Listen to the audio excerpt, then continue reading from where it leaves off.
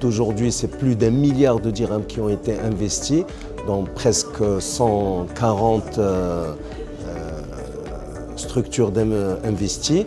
En fait, 130 à 140 actes d'investissement, sachant que certaines entreprises ont été investies par plusieurs fonds. L'ADD, l'Agence de développement du digital, recense 500 startups aujourd'hui et donc l'écosystème est en train de prendre.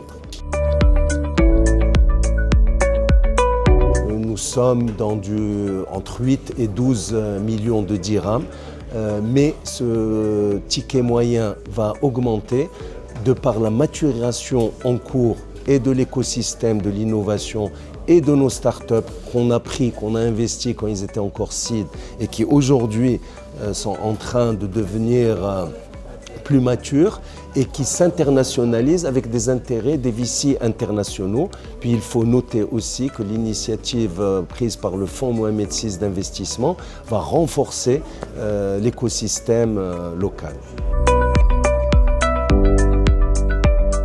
Pour rappel, les Big Four en Afrique, ce sont l'Afrique du Sud, le Nigeria, l'Égypte et le Kenya. Ils ont d'abord, par rapport à nous, des marchés beaucoup plus profonds. Que ce soit le Nigeria ou l'Égypte, on parle de marchés de plus de 100 millions d'habitants. Et pour le Kenya ou l'Afrique du Sud, une forte intégration dans leur région économique. Alors, pour pouvoir passer ce plafond de verre, aujourd'hui le Maroc a besoin d'abord de s'intégrer dans les marchés naturels. Puis il y a un sujet réglementation.